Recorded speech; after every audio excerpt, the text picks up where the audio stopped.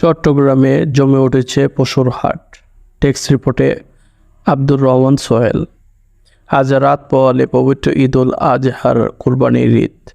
ঈদকে অপেক্ষা করে প্রতি বছরের মতো এবারও জমে উঠেছে চট্টগ্রাম সিটি কর্পোরেশনের নিয়ন্ত্রণাধীন বড়পোল পশুর হাট। সরজমিনে গিয়ে দেখা যায় কুমিল্লা, চান্দিনা, বগুড়া থেকে আসা গরু ব্যবসায়ীরা হতাশ হয়ে পড়েছে।